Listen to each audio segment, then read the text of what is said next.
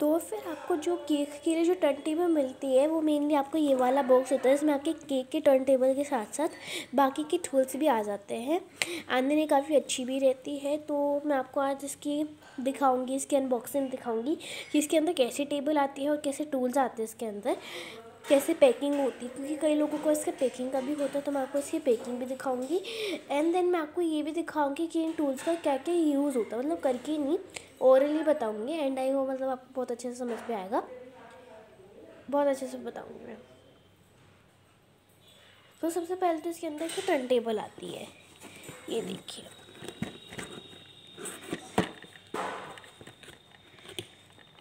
ये ऐसे इसकी टर्न टेबल आती है इसके अंदर। तो फिर मैं आपको अभी ये निकाल के बता रही हूँ। तो फिर ये कुछ ऐसी टर्न टेबल है, इसके आप आराम से इसके ऊपर केक रखे से बना सकते हैं। ये देखिए काफ़ी लाइट वेट है, ये इसकी सबसे अच्छी बात है कि काफ़ी लाइट वेट है एंड बहुत ही अच्छी भी है। फिर इसके अंदर क्या आते हैं बाकी के टूल्स। फिर इसके अंदर जो आपके टूल्स आते हैं वो कुछ ऐसे आते हैं, ये ऐसे कुछ इसके अंदर टूल्स आते हैं। मैं इनको आपको निकाल के दिखाती हूँ। तो वो मैं आपको ज़रा निकाल के दिखाती हूँ। मैंने टेबल साइड में रख दी है। तो ये देखिए जैसे मैंने आपके सारे टूल्स निकाल दिए। जो स्क्रैपर्स वगैरह जो होते हैं, जो हमारे जो स्क्रैपर्स वगैरह होते हैं वो कुछ इसके अंदर ऐसे लगे रहते हैं, ये देख सकते हैं आप। फिर इसके अंदर हमारे टोटल 6 नोज़ल्स आते हैं।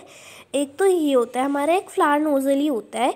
फिर आपका एक ये वाला नोज़ल होता है, हम बोलते हैं पैटल नोज़ल। फिर आपका ये वाला एक नोज़ल होता है, ये सिंपल आपका पॉइंट नोज़ल होता है। अगर आप कीप वगैरह जैसे बनाते हैं तो उसका जैसे होल बड़ा भी होता है, तो आप एक सिंपल छोटे होल के लिए बना सकते हैं। फिर आप इससे किसी भी डिज़ाइन बना सकते हैं। फिर इसे एक आपका बहुत सुंदर वाला फ्लावर मतलब लोटस वाला होता है ये हमारा। फिर इसके बाद एक ये वाला भी नोज़ल है आपका, और एक ये वाला नोज़ल आता है।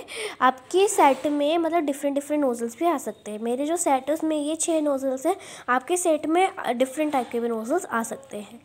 फिर उसके बाद आते हैं हमारे ये हमारे ऐसे होते हैं। तो आपको सबसे पहले तो ये स्टिक्स अलग आती है, इसमें ये आपको लगानी पड़ती है। तो ये पॉइंट होता है और ये ऐसा होता है, तो इसको आप लाइक डायरेक्टली लगा सकते हैं।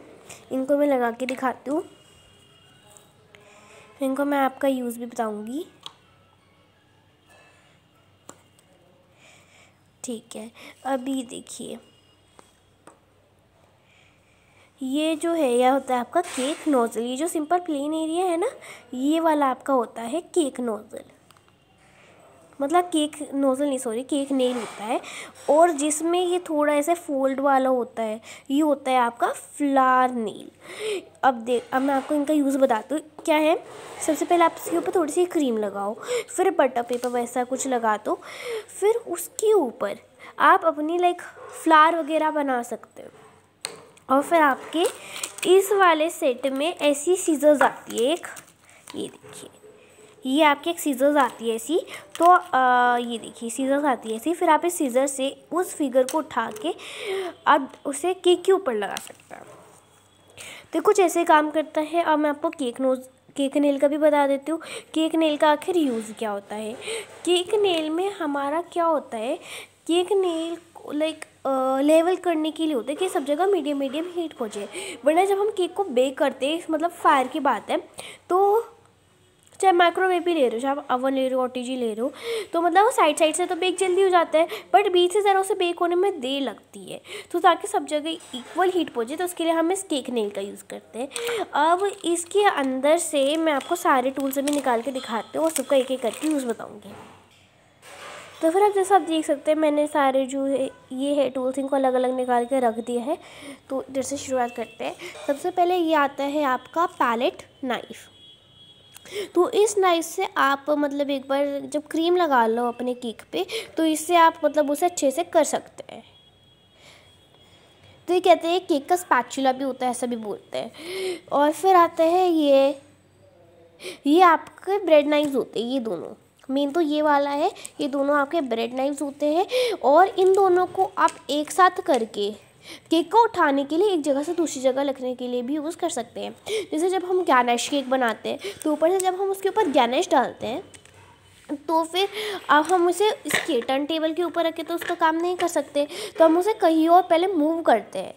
तो फिर वहाँ उठाने के लिए आपको इंक का यूज़ करना पड़ेगा क्योंकि क्रीम लगी हुई होती है। फिर गिरने के बाद आप जब इसके ऊपर रखोगे टर्न टेबल के, तो जब भी आपको इन्हें अच्छे से उठा के रखना होगा, तो उसके लिए आप इन दोनों नाइफ्स को मिला के यूज़ कर सकते हैं।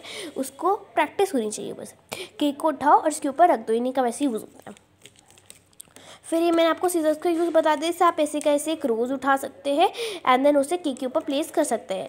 वैसे ये जो उठाने वगैरह का काम है ये आप इस वाले से भी कर सकते हैं, इस वाले से या फिर इस वाले से भी हो सकता है काम, बट मेनली प्रोफेशनली इसका इसी से करा जाता है।